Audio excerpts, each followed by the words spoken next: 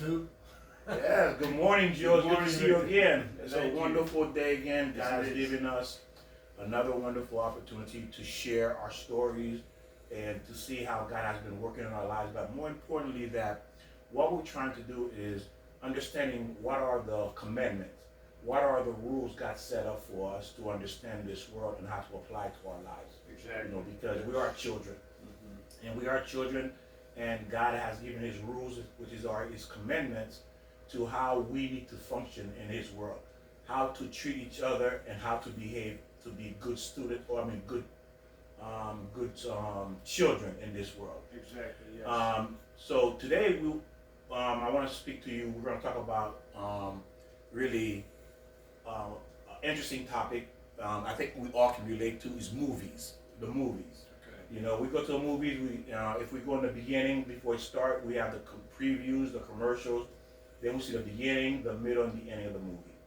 Now, God is the author, the producer of this movie called Life, Existence. And this movie is designed to last 7,000 years. Ooh, really? Yeah, 7,000 years. So we all have a part in this movie, every one of us. And so now, the problem is this: because God is the producer and a director, we don't understand the entire script because we didn't read the script. But the truth is, He gave us a script, and the script is called what? The Bible. The Bible, right? Yeah. Exactly. So that's the script that we need to learn in order to play our part, our role in the movies. Now, let me ask you a question. When you go see movies, what are some of the things you see in there that you like in the character we can relate to our own lives? Yeah, very good. Well, I don't like, first of all, when there's a lot of, I think it's appropriate, well, both sex and language, when it just gets too overwhelming. I can see the soft romantic situation. That's a good question. I see the characters of the people and, how they're conducting themselves or the role of the movie. And how they develop. As you start watching the movie, you saw how they start off and how they progressing and developing. Right, exactly. And that's when you think about it. When you go to movies, you see how it all began from the day one of the character, how it's progressed, no matter where it is.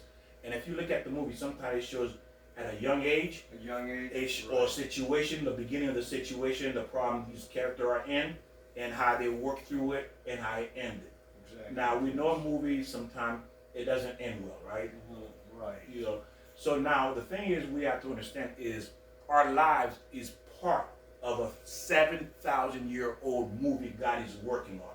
That we here to play a role, and our script is the Bible, how to function in our role. So you came here, your role that God gave you, Joe, was to be, like you said, what was your trade? Well, yeah, carpenter, builder. I was in the drywall, framing industry. Give us some example as far as like certain confrontation that you had, certain tests, because you remember you are in a role. You playing a role as a carpenter, drywall. That's your role. What are some of the tests in that role that God had you tested on? Because that was you performing. Yeah. You either did you get an Oscar for that role? No. During that time? Not really. No, exactly.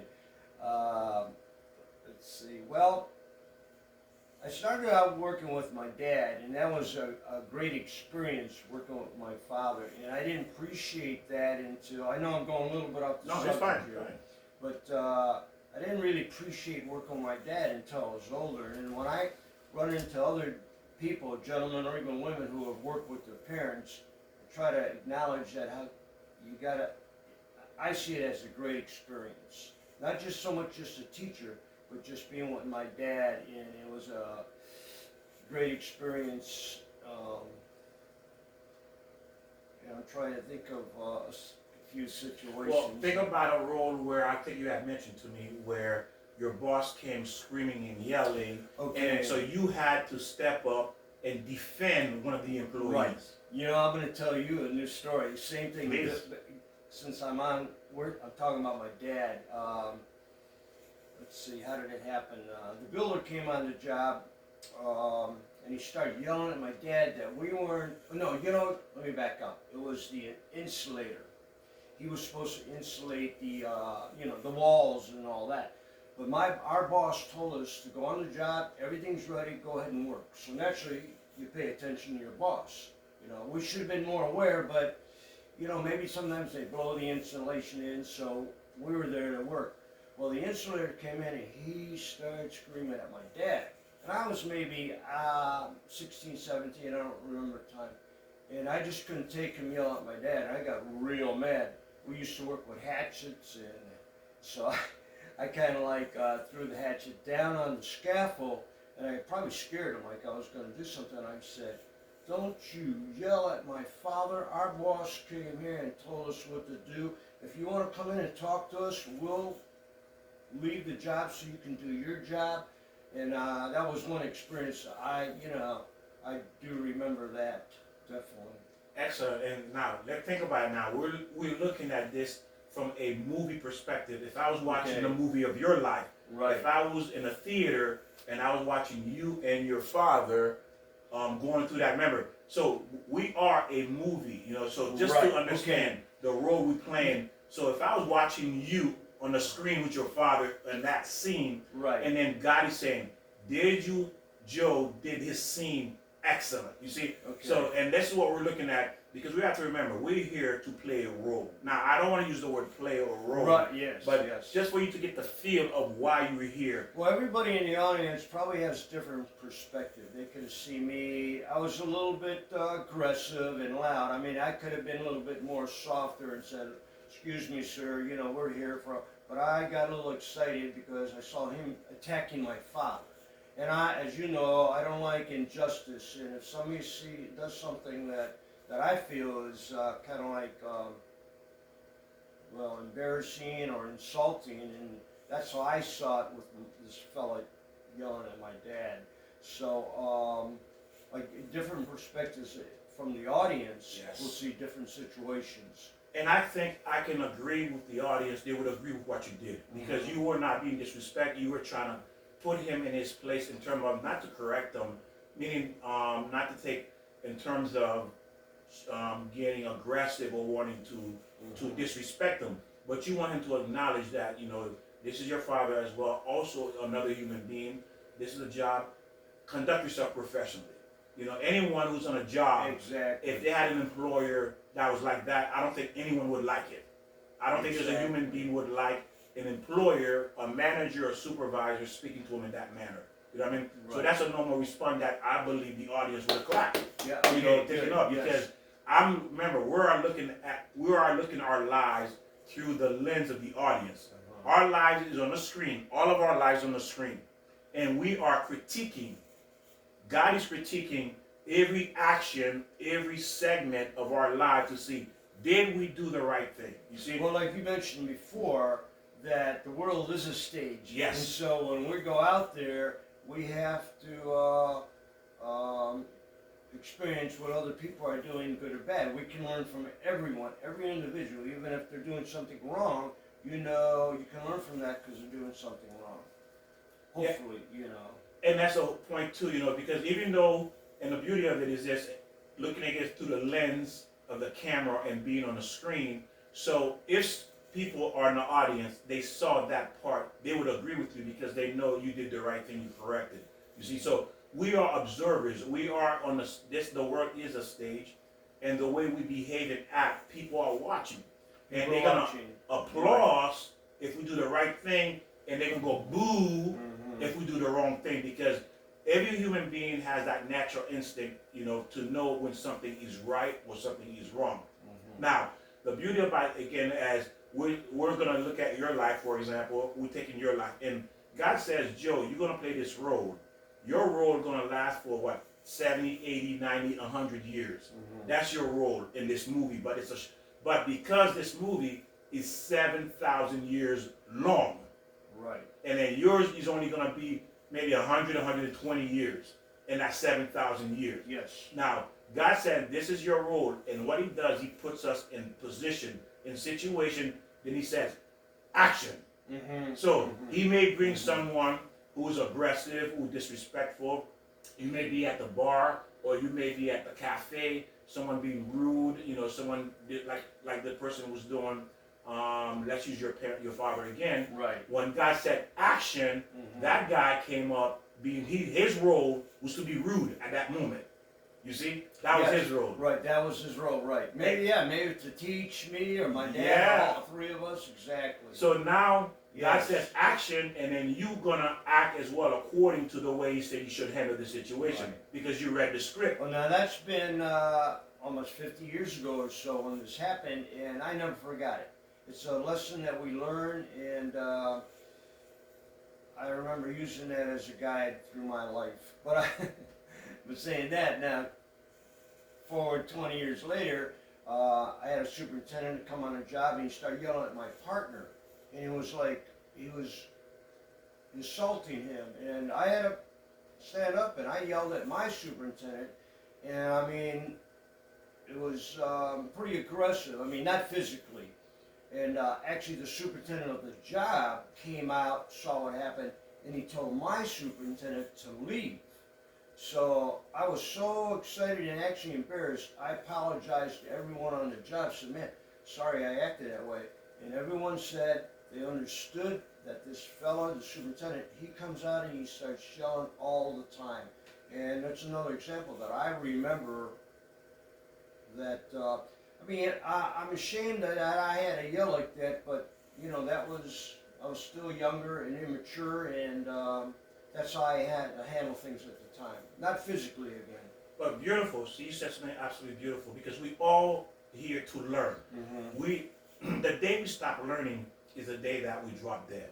There's no more learning. Right. So when we drop dead, we die, we go upstairs. The learning ends. Now when we go upstairs, we have to give accounting. God's going to say, okay, this is the role you play in this movie. I put you down there for 80, 90, 100 years. Let's examine your role. So God's going to go through every segment, every scene, and says, could you have done this scene better? Better. You see? So remember, before they put the movie out, what do the producers do, the writers, and I'm not sure all the people involved, but they go back over the scene, they look at it. Say, can we do a retake? You see, a retake. Now God does retake here too. What you just said was another retake. Okay, yes. You see, another retake. God says, you know what? I didn't realize that how you're saying Yeah, that. another retake. Yeah. God says, Joe, let's do this scene again. And I'm gonna push this scene, I don't know, 5, 10 years, 20 years ahead to do this scene over again. You see? So God do give us retake, but we're not aware of what's going on. Right. We don't put the pieces together. And I'm still working on that. I mean, it's hard for me, again, when I see injustice, I do go over the line and I become a little ugly, as you've seen me do a few times. And I'm ashamed of that, but I want to work on that, and that's all I can say. I mean, I'm trying to work on that, not to be, again, aggressive. I don't mean to be redundant here, but... Well, remember, we all have our flaws. If you are alive, you're living, that means you still have something to work on. Right, we are. God says you're not an angel yet. You still have something to work on. You see, and you still have part of the movie you need to complete, and there could be other retakes. So and that was a perfect example as far as retake. So for example, let's say someone who's a drug addict, right? How many times they say they stop and they go back? So the first one, and God says, action. And then they go and they fail. And God said, cut, cut, cut. And then they go back to rehab, and God says, action again. Okay. And then they fail, and God said, cut, cut, cut. Then they say, action part 3. So every time we have to redo something, we fail, we go back, to rehab, back and forth, back and forth. That's saying the producer, which is God, is saying cut. And then he's saying action again. Cut means you stop. When he says cut, that means whatever it is you are in your life, it's a pause, it's cut. You take a moment. And then action means I go back into it. You see? So cut puts me into rehab, and action means that I'm going back into that same scene, that God doesn't want. So our thing is to change that scene. So when we do something, we're repeating something that is wrong. You see, we're repeating something that is wrong. God's going to keep saying action and cut, action and cut, because you're going back and forth. So that means you're stuck on that scene. Some people can be stuck in that scene for 5, 10, 15, 20, 30 years Oh, being yeah, in a absolutely. drug, Absolutely. you know, in and out of a rehab. Well, it's about learning, and I don't know if I said this the last segment, and correct me or how you feel about it. It's like when we sin, all of our sins, if you forgive yourself, ask God forgiveness, and learn from that, that I think the sin isn't there. If we learn, then the sin is gone. I believe that God kind of like takes the sin away, but we have to learn from it and be a better person. And that's I'm still struggling with that. Like I say, when I see injustice, I got to jump on it. Not physically. I have to. You get very loud, and I have that problem. I'll admit it. It's not, to some degree it may be, but again, the point is, if most of the world had the character of looking for justice, looking to do what is right, the world would not look the way it looks today. You know, a lot of people are willing, you know, to turn their face, even though they know it's wrong, but they put them to be deaf and blind. They don't see what's going on. And when that happens, ladies and gentlemen, God's going to ask you, remember, he's going to take a segment of that movie of your life. He says, look at what was happening on your job. When your boss was talking ill, wrong, you know, was disrespecting, or being mischief, or stealing, or doing something wrong, you chose to turn or close your eyes and close your ears. Okay. And then why did you do that? Because remember, your life is a movie. So God's going to pause your life on that moment and said, explain why you did that. Exactly. How are you going to explain to God that part of the movie you played while you were here? But So you're saying that every time we go out, we're on stage, you know, in a way. So we have to be the example. yes. Or I mean, yeah, be the example. Do the right thing and think is that person watching me? Or you know, I mean, the thing about opening doors for women or anyone, I mean, that's a loss. You don't see that. That's rare. And I think we want to try to bring that up. Just it comes down to respect. Respect child, an older, not just your elders, which you should, but respect the human being. It's a human being. You have to give them respect. And that is true, because remember, how are you going to face God when he's critiquing every segment of your life, which is a movie, and he's saying, why did you do that? Yeah, right. How do you answer God that? Why did you do that? You see? So when I want you to understand your life, of course, you know, it makes sense when you look at it through the lens of a movie, and then now God has your entire life in heaven on a projector, on a screen, and he's playing it piece by piece by piece and pausing it, cross-examining and asking Job, why did you do that? What were you thinking for you to take that action? And I don't want to use this word, but it's actually ignorant, or you didn't learn. Nobody taught you. And if you keep on repeating it, I mean, you don't learn. It's ignorance. And that is true. And then God's going to say, the thing about God, he says this, it's not ignorant, it's you chose to be stupid. I'm going to tell you why he says you chose to be stupid.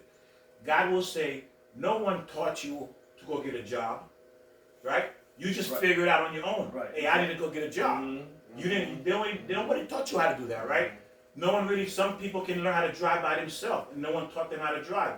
So the things you want to do, you go to learn on your own. You seek it yourself. You don't need a teacher. You're gonna find out. So God says, well, no one taught you how to drive. You chose to get behind the wheel and learn on yourself. No one told you how to get a job, but you chose to go look for a job. You know, whether it's just throwing newspaper or cutting grass, you know, whatever it may be, but you learned to do that. You went to seek that. Right. And I think three things that motivate us is naturally food. We got to feed ourselves. We got to clothe ourselves, and then we got to find shelter. Those are the three main things. And so when we go in life, we know, like you say, we know we got to work. Well, there's either you steal, you beg, borrow, or you are productive. And like you say, God has given us, all of us, gifts.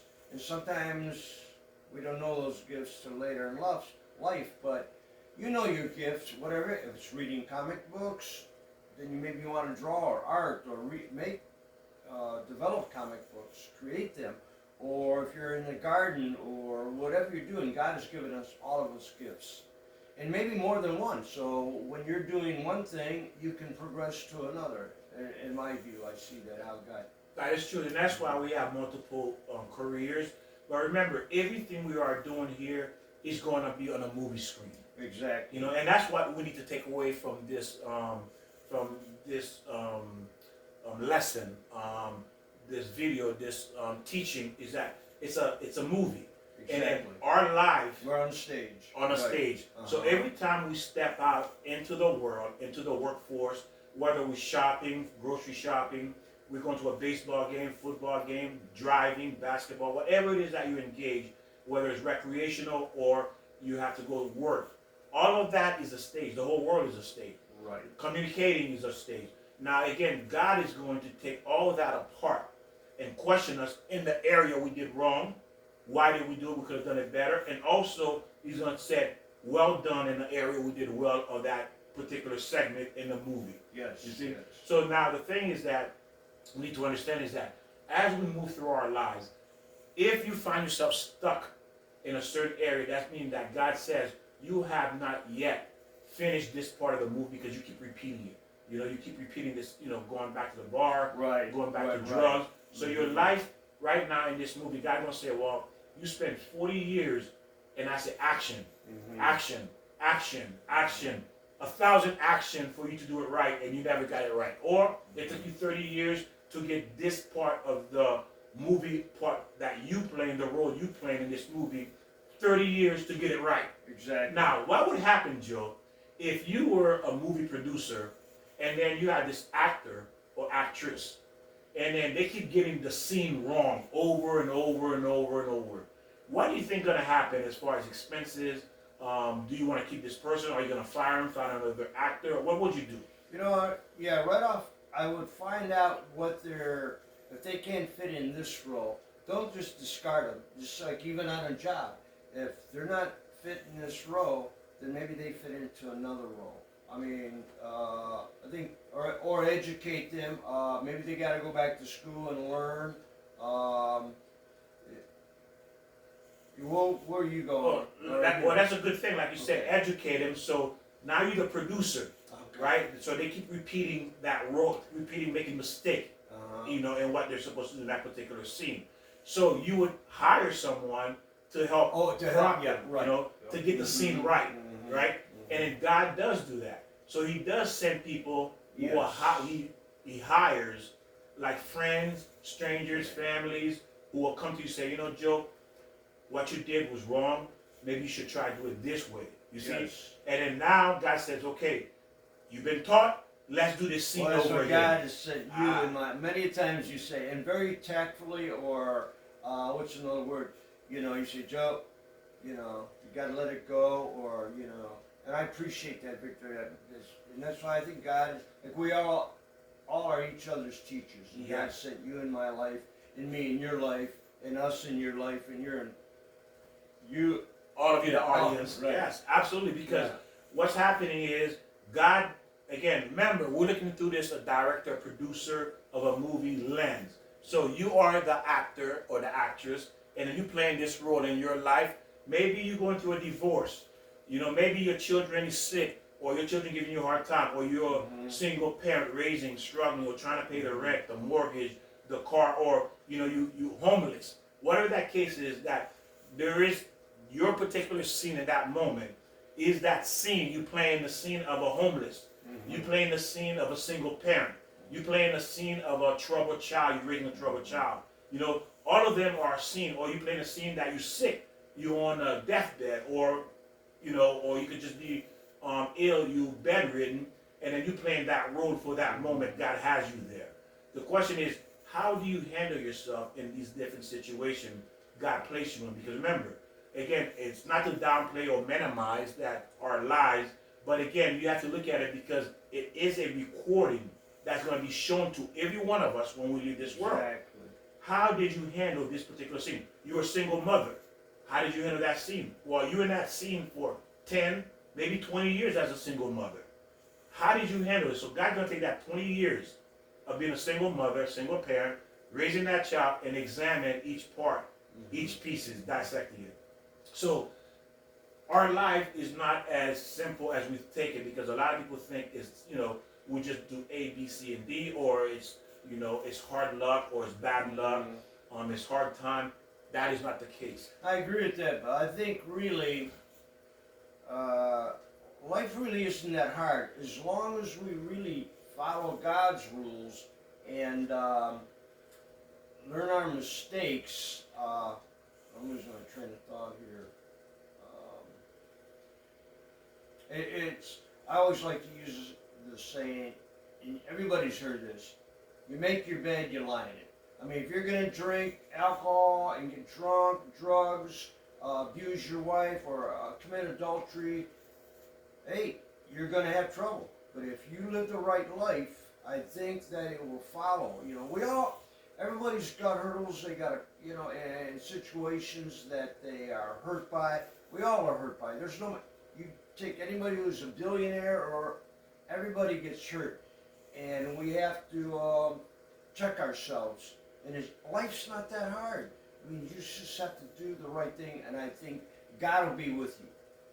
I agree. God will be with you. I agree. And then, as we mentioned, the script is that we have to look into the Bible, into the Torah, and then God laid it all out, and He says what our role is for this particular situation. If you're going to be sick, I want you to pray. If this is happening in your job, I want you to pray. Or you may have to do other things. He's telling us what to do, because how do we know this is a role in our life? If we look at the Torah, the Bible, we look at all, King David, King Solomon, Rebecca, all these holy people in the Bible, how they played their role. Exactly. And we saw what Moses.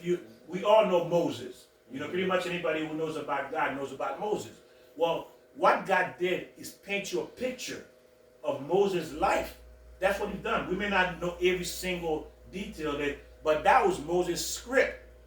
Look how Moses handled his script for the time he was on the earth. Did. Right. You see? Right. Look how Noah handled it. Look how Cain and Abel, handled it. Look how Adam and Eve. So God is showing us this was their role, and this is how they handled it during that period. They were alive. They were here. So this is what's going to be said, even though they're not going to read about our lives, because it's done with. Right. But the difference is this: we have theirs as an example, as a movie script. This is what they did in that given situation. Mm-hmm. Our life is going to be read when we get upstairs. How did we handle that? You see, and then it's going to be taken apart. So the question is that we come here, and I've spoken. If anyone, we spoke about this reincarnation. Right. Mm-hmm. Okay. So what is the purpose of reincarnation? Where did it come from? Because reincarnation also play a role in this script that we in. Mm-hmm. Okay. So meaning that we come back. Okay. We come back and play different roles. We come back into different families, different countries, or male or female, black or white, green, purple, orange. We come back and we play another role again. Because why? Because God gave us 1,000 years to live, and because man was sinning, man became evil. Imagine God allowed people to live, or man to live 1,000 years, and this person is evil. Half of the world is evil. Can you imagine they wouldn't survive? That's a great concept, and in my background, as far as reincarnation is, it's somewhat not there, but I mean, we have to be open to all, like we were saying, we respect each other's points of view, or Bibles, or where we're coming from, and you open my eyes to a possibility or a situation, and we don't know. We come back as birds, flies, another human being. And I like that concept that we're here, we make mistakes, so we come back. Sometimes they're called levels, or plateaus, or planes, or maybe just coming back. So I mean, I think that makes a lot of sense about coming back. So we have to really learn what our role is and about what God wants. Beautiful. It's like, think about it. Any of you play video games, you play and then you fail that level, and then you start back where you fell on that level in the video game, and you play again. Exactly. You advance to another level, you die, or you come back, and then the mistake you made that caused you to lose. To lose the game. So now you learn, hey, I'm not going to make that mistake again in order to pass the next level to win the game. Mm-hmm. So you lose the game, and you learn from the loss what caused you to lose to be able to advance. And think about it. This is what God is doing. You playing a video game and you die. So you're here in this script time, you die, you did your part, and you may not have finished it. And what does God do? He brings you back, reincarnates you to continue where you left off. Now the difference is you don't know who you were previously. Right.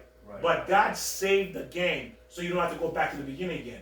Wherever you die, that's where He starts you again. But the thing is, He starts you either you're a woman or you're a man this time. You black or you white. You see, because you can choose different character in the game. I think sometimes some people will flash on something like, oh, I've done this before. Or Yes. I don't know if that plays in your That is philosophy, true. but I'm thinking, go, you know what, I remember this. Why? But or it's in a past life. Yeah, And you then- feel you've been there. And you've done this before, or you've seen this person, or I remember a friend of mine. She had a lot of ailments in physical situations, and she was wanting to know why God put her on Earth with all these situations. And I said, well, maybe you are a doctor now. I'm contradicting what I say about reincarnation. I mean, it's which possibility. Well, maybe you were a doctor back in another life, and you wanted to learn, and so God put you in a position of being, in the condition the way you are. I think she was diabetic or had seizures. So the doctor back then, or when she was a doctor in another life, she couldn't figure it out. But now, being in that position, maybe she can understand it more, and then she can. Does that make any sense? oh yeah, excellent. Yeah, because that's the thing. Yeah, because what happened is we do come back. We come back as a healer, or we had the symptoms ourselves. You know what I mean? Right. So God allows. Remember, again, ladies and gentlemen, think of it through a movie perspective. Think of it through a video game perspective. You die. Wherever you die, you come back to continue it. Because remember, we're here for, it depends how many times you've been here. We all been here before. And people think, this is your first time. We all been here before. If you notice, there are people who are super sweet, very nice, kind and gentle. And there are people who are very aggressive, meaning that they have not passed that particular stage of their life. And the one that's very sweet, that means they're almost done. I think you're talking about me. I mean, No, not the sweet part, but the aggressive part. No. What I'm saying is that I want to get back into people who have the handicap, who are in wheelchairs, stuff like that. That's what I'm leading to. So now you have kids who are very, very sweet, and then these kids, because they have been here several times, we don't know, I don't know, but at least a maximum is 10 times, and they can come back 3 times as a human being. And if it's very grotesque, if you are a very evil, wicked person, God can have you come back as an animal or a rock or a tree. But it depends on your character, meaning how evil. But if you're not that evil person, then He'll let you come back as a human being to refine. Because every time you come back, you come back with those deficiencies. You come back with those same deficiencies, and you come back with some of the good too. But He protects you. And where I'm leading about where you understand the deficiency, and this is an area that's very sensitive. People kind of feel very protected, because we're talking about disabled children, depending on what the different degree, medium, mild, or severity of their illness, being disabled. So if you have someone, for example, who's completely dependent and they can't move or speak or do anything, okay, what happened is this: God says this person, even though we're looking at them, we're feeling bad for them, they can't move around, do all those things. Actually, we're the one in a bad situation, because we have feet, hands, and we have mouth. And we have dirty minds, and we have dirty mouths. We go out there, someone cuts us off, we curse, right?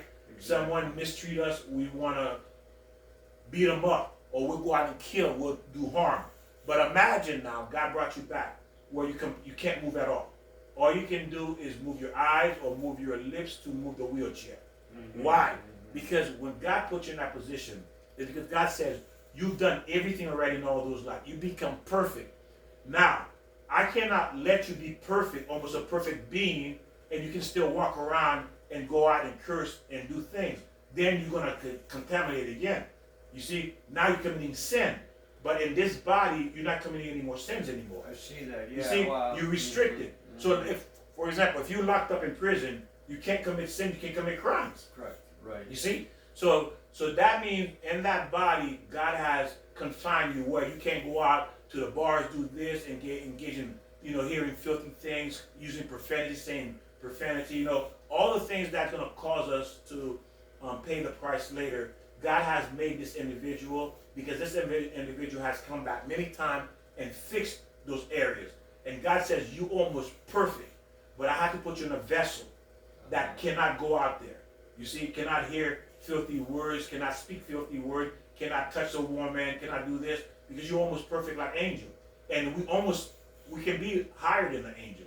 So God says, I can't let you contaminate, but you need to come back to fix one thing. Only one thing, then you're perfect. Mm-hmm. But I have to protect you from yourself. So I can't let you go out there and mingle with the world. How many parents would you let your child go out there, your child is a good kid, but the neighbor across the street is filthy, filthy mouth, right, doing all kinds of... You wouldn't like that at all. Would you let your child out and play, or keep him in the house? Keep him in the house. Why would you keep him in the house? Don't want to be contaminated or influenced or... Exactly. And that's what he does with these type of children, when they come back, because he doesn't want them to be... Because if you're able to move around and walk and talk and go to work, we will contaminate one another. We will contaminate one another. And God says, I cannot allow that, because you almost the perfect vessel. You almost higher than an angel. I'm going to bring you back to fix one thing. And that's what I said. Even though I would throw that in there so you understand, when you look at these kids are near perfect beyond an angel. And we're looking at feeling bad for them. It's not to feel bad for them. Matter of fact, there's a story where I will share this with you so you can see where I'm going with it. There was this rabbi, this teacher, knew twins. There were twins. There was a girl and a boy. The boy came out paralyzed, where he was in a wheelchair for his whole life. They were twins, male and female. Twins. Yeah, twins. But the girl was able to. She had no deficiency or defects. She was able to move around. So now the boy was in a wheelchair. They were the same age because they were twins. But all he could move was his mouth, but barely. But again, he would type on the computer to speak. That's how he would speak, by typing on a screen. So he was telling he was interacting with his sister, and he was telling his sister that you're in a lot of trouble because because you have a lot of work to do here. You didn't finish your work here. Remember, God brought us here. Remember, what is the purpose here? To finish. Okay, like you said, Yeah, to finish ourselves. We are incomplete. We have a lot of flaws we need to fix. That's why you're here, to fix those flaws in you. Okay? Just like a parent see a child gets angry or get mad or steal, or the thief, you're not going to let them be a thief, right? When they come, you're hitting them, you say go to your room, you punish, right, to correct that deficiency. So you're saying I'm coming back 1,000 times. Yeah. But you see, so what happened is with these twins, so the parent, the brother was telling the sister, don't feel bad for me. Feel bad for yourself. Because you're the one who in trouble. I only have one thing to fix. And then so when the daughter spoke to the rabbi about this, the rabbi wanted to meet this kid. He's a teacher, a Jewish teacher. So he went and spoke to the child, and he said, well, why you came in this body? The rabbi asked the boy that, and why your sister is not paralyzed like you. He said, because I did one sin in my previous life. God sent me back here to fix that one sin. You see? And then he was kind of embarrassed to say what that sin was. And the teacher said, the rabbi said, the holy man says, well, what was that one sin that you did for God to send you back here? He said, I spoke Lashon Hara. Lashon Hara. Lashon Hara is a Jewish term meaning bad-mouthing people. Talking bad about people. Because I spoke bad about people, that's why my speech is limited. So I will not speak bad anymore. So God giving me, see, look how beautiful it is. Oh, yeah. Okay, very good, Victor. I like that story. You see that? Yes. So God limited his speech. Okay. Because God says, I don't want to send you back here again. So for you not to badmouth people, how often do we do that, Joe? We badmouth people. Oh, no. Maybe I do it more than I should. But how many people you know that does that badmouth people? Well, yeah. Enough. Okay. Some.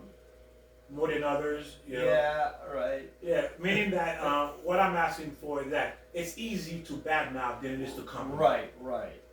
Even though sometimes it's unintentional, we're not aware. Oh, she didn't serve me right. Exactly. Right there, that's a bad. You just bad mouth her.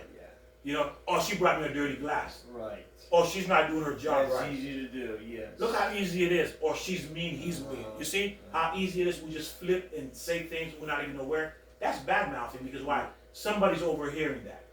And then when we bad mouth other people, we are killing three people. We are killing. We're killing ourselves for speaking it. Okay. We're killing the person who's listening. Like, for example, if I said it to you, Joe, now whoever I talked about, you're going to start looking at this person. I remember Victor said this about him. Now you're not looking at him in a positive light anymore. Now you become guilty because why? You're judging without any proof. Exactly. Yes. Yes. And the third person that I'm killing is the person I'm talking about. You see? So everybody's going to get punished. We all going to get punished for this bad mouth, that one person. And that's a sin, you know. So in this particular case, that was the young man, that was his issue.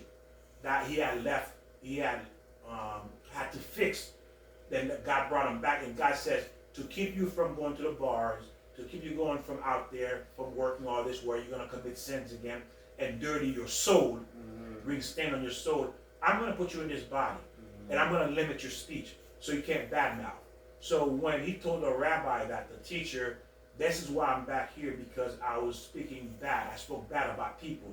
And God says that's what you need to fix. You're coming back to fix it. And once you're done, you hire the angel, you go to heaven. And so that's what I said. When you look at people who are disabled, keep in mind, okay, they are higher than us. When I look at a disabled person, I envy them. I say, wow, they're almost like angels. That's how I look at them. I'm the rotten one. I think you open up, I know my eyes and a lot of people's eyes in the audience, and I mean, we have to be aware of that. Very good, Victor. I like that. Yes. And speak to us. Remember, there was a lady that we met. She had she was looking for her grandson. That was. Oh, yeah. Yes. Talk about that. How you. Whoa. Okay.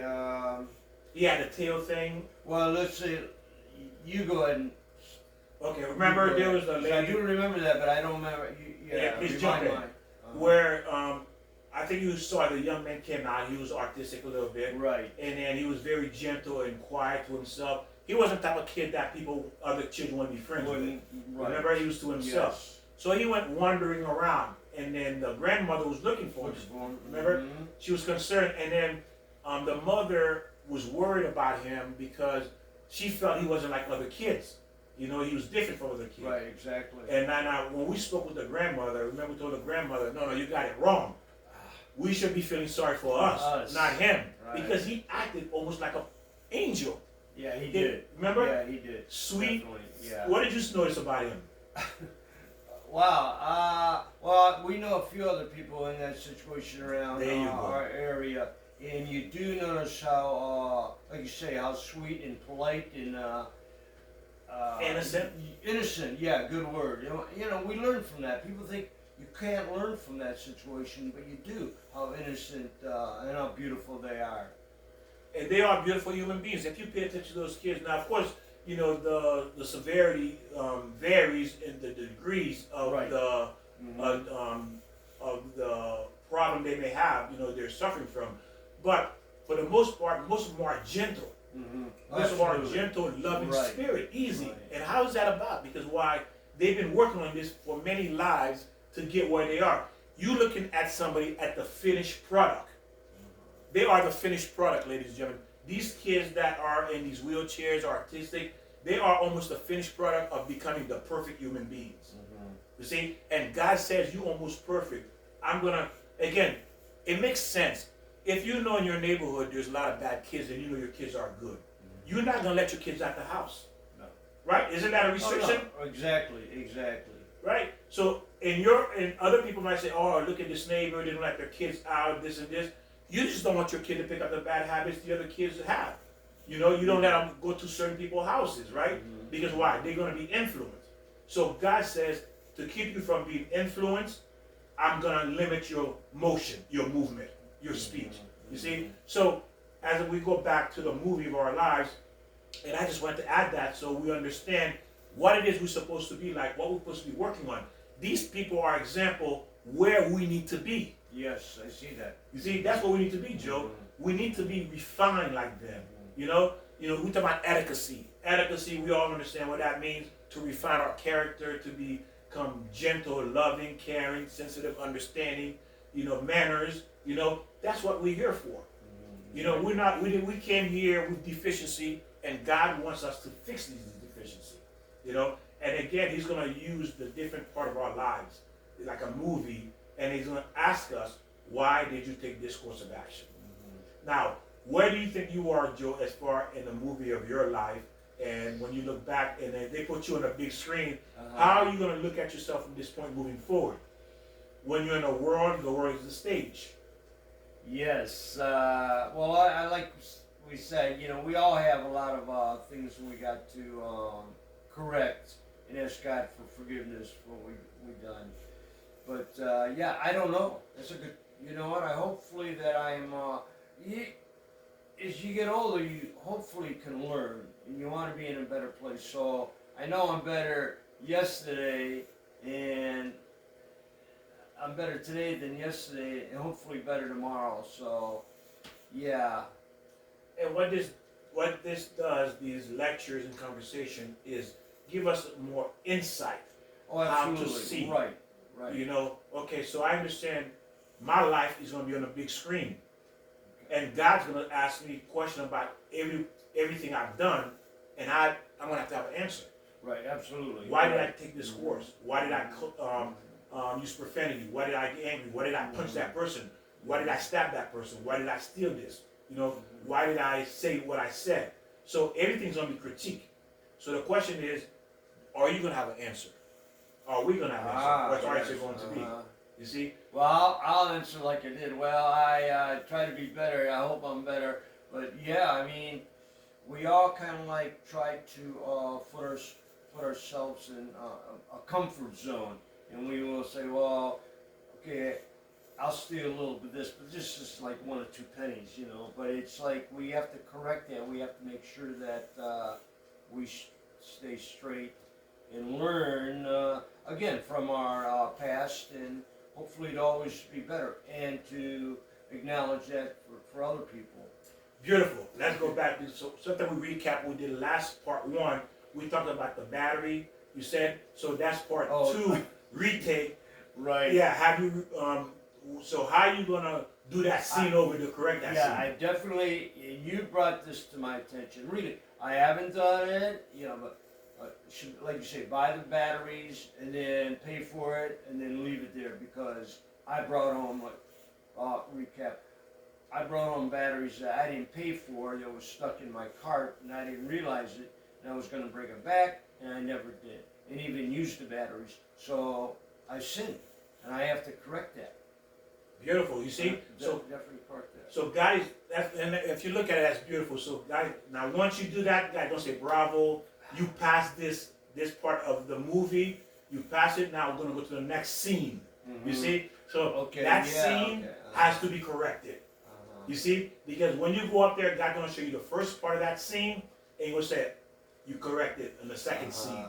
You see? Well, I see your analogy now with the movie and the scenes. Yeah, you're right. Every day could be a scene, and you have to correct it if you broke the rules of God. There you go. But that's why he's allowing us to live as long as we're living, because he says, I'm giving you time to master your role, to master the script, which is the Word of God, to learn the Word of God, to know your role in your script and how to do the scene. So when I say action, all right, Joe, I'm going to send someone rude to you. Okay, yeah. That's going to be your scene for today. Okay. Or I'm going to send a flat tire to you today. Oh, okay. That's going to be your scene for today. I can handle flat tires. I think I mentioned that to you. Go ahead, please. Go ahead. I used to be upset, or anything that's, I'm driving down the street, well, there's a flat tire, I'd be upset. But then now I'm thinking, well, maybe this is for God to slow me down, because maybe there's an accident up front, or I'll cause an accident. So this slows me down to not get involved with, where I was going to be, and again, been in an accident or caused an accident. So when you do get a flat tire, or any flat tire in life, just accept it, and you know that God's controlling that. God's in control, and He wants you to love Him and love your brother. And the beautiful thing you said is, what will help you manage day-to-day life and events is you must understand, one, you need to understand how to handle yourself in those situations. Right, exactly. Two, you have to remember, these are scenes, okay? God's saying action, and he's seeing how you're going to act in those situations. Because what's going to happen is, when you go upstairs, he's going to bring it up. There's no escaping it, and he's going to say, okay, why did you do this? And you have to give an explanation. I don't think anybody wants to go and tell God, because you're not going to be able to lie. Right. No, So, but while you're alive, he's giving you the opportunity to fix it. You know, to make the correction that needs to be done. And every new day, like you say, is a new scene. Every day is a new scene. New scene. Yeah, a new scene, because you have a role, like I said. And the problem too, Joe, that God wrote the script of 7,000 years, and then how we all gonna play a role in a different time in that 7,000 years, and how long we're going to live, and who we're gonna become in that life. Are we gonna be a doctor, lawyer, carpenter, teacher, mechanic, you know, roofer? So that's your role on that scene for that period of life he's giving you. That's your role. You're gonna be playing a carpenter, a roofer, a doctor, a teacher, you see, a mechanic. So that's gonna be your role. Then God can say action. You know, a customer comes in with a car and they may be rude, and then you're a mechanic. How are you gonna respond to that? And God's saying action, but he's saying this, on that day, on, you know, October 30th, 2022, at 10 o'clock, I'm gonna have a client come in, and who has car trouble, and you're the mechanic, and she's gonna be this and this and this, gonna be cussing and this, at 10 o'clock. How are you gonna handle that? Because Good test. Yeah. there you go, because it's already written. Remember, Uh-huh. that scene, man, ladies and gentlemen, everything in the future is already written. It's a scene that's written. The question is, we don't know what that scene is. That's right, we don't. We don't know what the scene is. So how are we gonna handle ourselves when we put in that situation? And the best way to move forward with this is understand we are being watched, we are being recorded, and God's gonna examine each scene. You have to ask God for guidance. I do every day, like when we go up to the corner up there, and I ask God to make sure I say the right words and not to act stupid or, you know, aggressive like I do sometimes. I mean, yeah, we have to ask Him for, you know, that help. Yes. And remember, like we said, you know, so that people understand this, that God never did anything for us, right, Joe? Yeah. Go ahead, Joe, go ahead. Finish it, go ahead. God hasn't done anything for us. He's done everything for us. Exactly. Thanks, Victor, for bringing that to my attention. Yes. He's done everything for us. We didn't do anything. No, right, exactly. You know, He's done everything for us, because as we mentioned from the last lecture, part 1, we said that we didn't ask, God didn't tell us, or we didn't participate in saying I want to be black, white, tall, short, fat, skinny. You know, He did all of that. We came into this world. All of that. Yeah, we came into this world. He provided everything for us. We didn't do anything. So He's done everything for us. The only thing we are able to do is, when our scenes comes up, how are we going to respond to that scene? Right. That's completely up to us. Right. He already wrote the script of your life. Your life already been written all the way to the end, ladies and gentlemen. Our life's already been written all the way. And we got some of the knowledge because of our past. You know, when you know how you acted before, you want to act the same way if it's rude or wrong. You know, we want to correct that. So, and that's it. Again, if you've done something in the past that was rude, forgive yourself. Ask God for forgiveness and learn from that situation. Absolutely. And this is what we're here for, is to help guide all of you who are watching. Again, please subscribe. Share this with family members, because again, this is really going to be something, a treasure. It's going to be a treasure. Why a treasure? Because information, like I said, the truth will set you free. We said that all the time, right? So we don't want to be lied to. The world has lied to us. This world is considered an upside down world, meaning that it's not going according to God's word. So meaning that everything, that's why we're struggling, ladies and gentlemen. Because we've been misinformed, given the wrong information. Exactly. And if you live in a lie, if you are living a lie, there's no way you can be happy. It's impossible. Right? Imagine your spouse been lying to you for 30 years. And then you find out, you say, well, I've been living a life for 30 years with my spouse. Exactly. No one's gonna like that. 40 years your spouse been lying to you. You see? So you're not gonna like that at all. Not So at all, right. the world has been lying to us the moment we enter it, and the only truth there is God, the Word of God.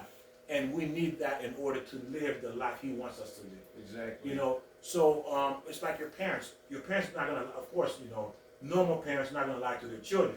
No, So they're right. gonna tell them truth according to what they understand and raise them according to what they know, right? So, you know, our parents come from different backgrounds as well. And again, that's why it's so important. God says, raise this child in my ways, because when He said this child, raise this child, He didn't say it's your child, Joe. He didn't say it's mine. Right. Raise him. Who's him? Well, this is my child. He said, no.